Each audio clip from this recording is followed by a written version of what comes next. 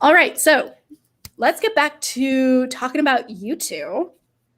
And let's talk a little bit about dating during COVID. So I'm sure everybody who has entered into, experienced, or left a relationship in this last year can attribute at least one part of that to the fact that it is COVID and quarantine happened and social distancing and just the fear of being around people, but also like that deep longing to be around people.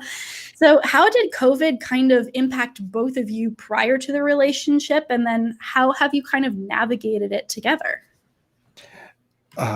Honestly, it screwed with me pretty bad. Most of my social activities involve, well, other people, as social activities tend to do. But it's things I like going to the movies, going out to eat, going to see a drag show. Dear God, I haven't seen a drag show. We need to go see a drag show, by the way.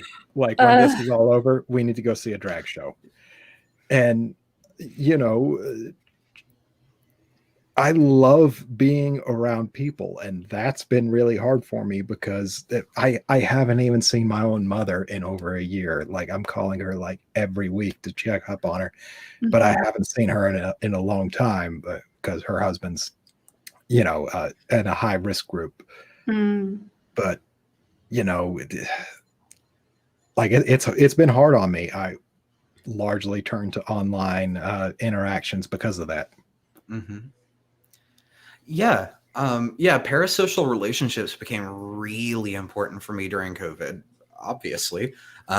It's the reason I know both of you. But I mentioned earlier, I was, working as a massage therapist and an educator, and Florida was one of the first places and hardest hit places with COVID early on. And, I, in the space of a few months, ended up shutting down a business, and in January of last year, decided to completely come out as an atheist and break ties with my faith community, which was basically everybody that I had around me in that area. So it was like that January to March pipeline of being completely supported and traveling and teaching and being very successful to all of a sudden I have to shut down my business so I don't hurt people. And all the people I would typically rely on for emotional support are not there.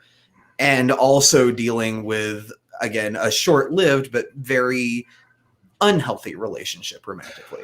So all of that was sort of happening in that space. And so I sort of took a little bit of time to go back and regroup, moved back to a place where I was safe and was able to find work and that sort of thing. But yeah, COVID has definitely shaped the way that I relate to people, at least over the last year, and sort of changed like my perspective on, where I place the weight of my social capital and that kind of thing, because it did sort of force me to step out of that place of things are comfortable because I see these people every day, and kind of start looking at what was more fulfilling in like the big picture.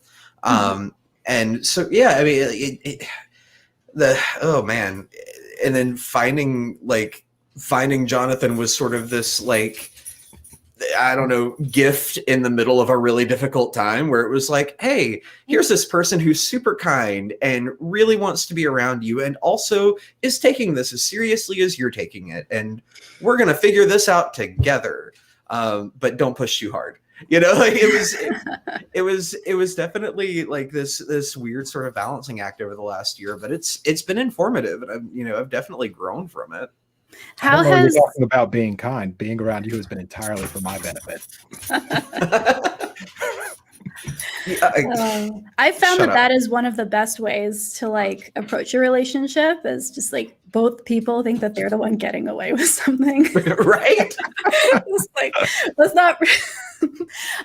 Okay, so how do you see this relationship growing outside of COVID? So as you know, like, vaccines are coming out. I just found out today that some dear friends are getting vaccinated, and I'm so relieved and so happy to see it starting to make its way among like just enough people that it's starting to happen in my communities. But how do you see this relationship kind of progressing after COVID? Or is this even a conversation you guys have had yet? Drag show, obviously. Drag show, clearly. Yeah. Yes. I just got my second shot last Friday, and I Oh, believe congratulations. Yeah, thank you. Yep. I believe Rags is scheduled for his first On Wednesday. Yeah, and once we're both ready, drag show. Yeah, absolutely. But yeah, I mean, like it's gonna be nice, like if Jonathan comes to my house to see me and I don't have to well, if if I let him back in. If when he comes to see me, I don't immediately have to run to the bathroom and take a shower when I get out of work, because that was one of the things that my brain would not let go of, especially early in our relationship. The first time he came to see me, I was working as a day laborer because I was trying to just find any source of income.